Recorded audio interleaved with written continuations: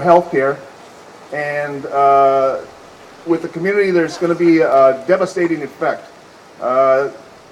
This community is going to see people going into emergency rooms where it'll go right into the community's cost, and having this healthcare issue being paid for not by the state but by the community, and it'll all add up in the community's costing everybody more. So with that, we have some speakers that want to say a few words, and the first speaker will be Mayor Don Ness. I see that he just showed up. Yep. Thank you, Mayor. Well, thank you all very much for being here for this very important issue. After a decade of tax cuts for the very wealthy in Minnesota, we're now in the middle of a decade of cuts from the state that are undercutting the quality of our state and placing the burden of massive budget deficits directly on the backs of average Minnesotans. The effects have been direct and they have been painful. City government alone has taken $14.2 million in cuts over the past 2 years. But with the unallotment of GAMC, our state has hit a new low. Not only are these cuts punitive to the most vulnerable in our state, but it's also one of the most short-sighted, irresponsible actions that we've ever seen in the state of Minnesota. There are no true cost savings. It's actually inflating the cost to our state in distributing those expenses in the most irresponsible way possible.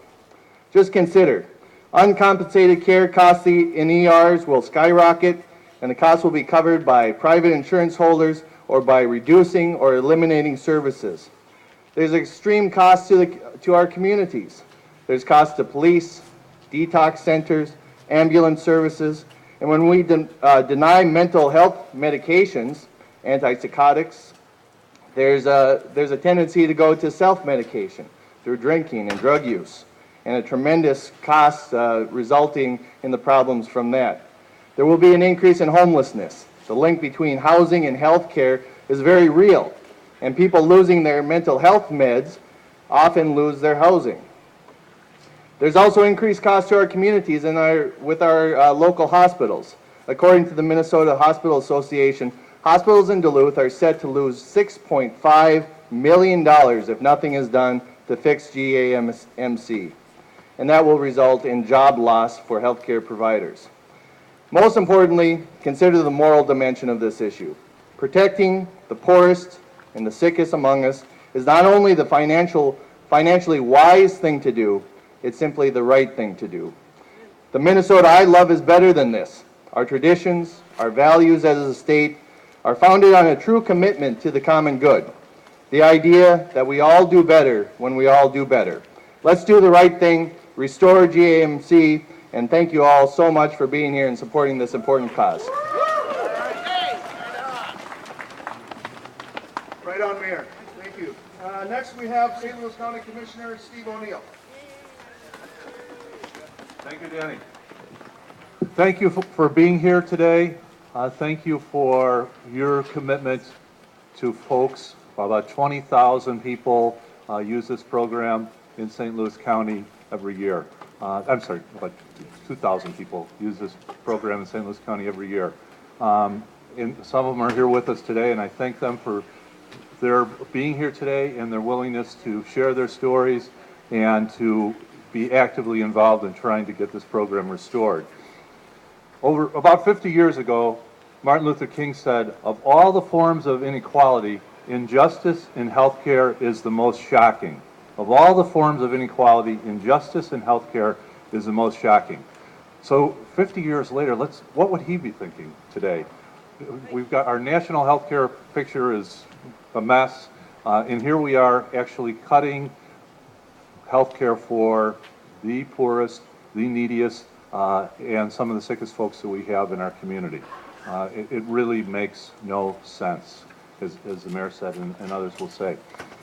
One proposal the governor's put forth is to place a significant burden on counties.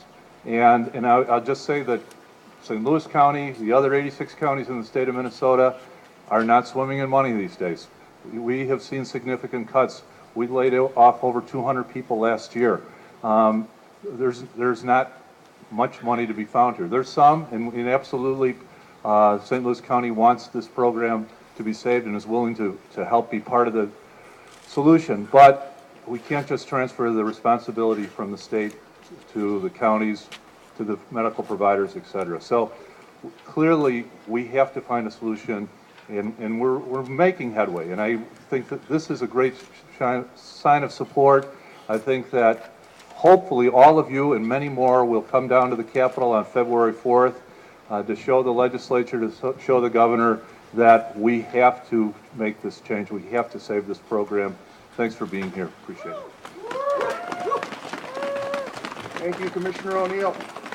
Next, we have a recipient of the GAMC program, Trixie Wettig.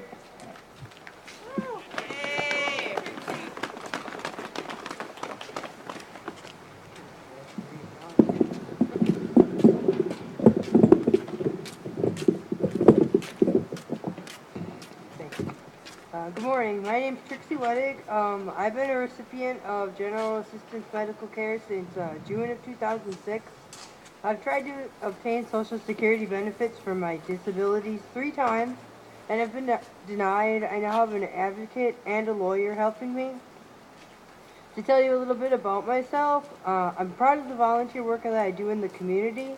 I volunteer at the Damiano, and I'm a board officer in the Twin Ports Action Coalition, and I'm also a co-director of our Central Hillside site for the Food Share program.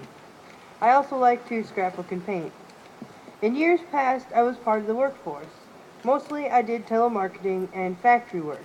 I was one of the people that made your beef jerky if you're a hunter.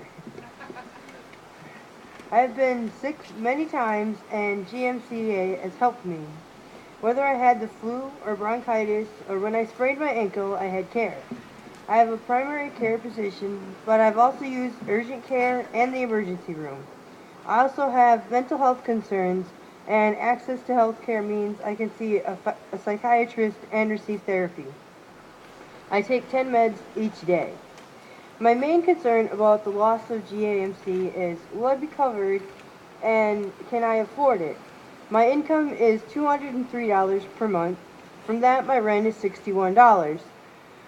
I've experienced homelessness, but I'm happy to say that I'm not homeless anymore. After I pay my rent, that leaves me $140 for the month. It would be a hardship for me to pay a premium and co-pays for all my meds. This would have a domino effect on my life in a negative way, and my situation is by no means unique. I have a friend who has asthma, and I hope his ability to breathe doesn't become more difficult than it already is. My quality of life would deteriorate too. It may not be much, but I value my $11 a month membership to the YMCA. I also think it's probably a good investment for my future healthcare costs too. I appreciate you taking the time to listen and for coming out today to support GAMC. Thanks.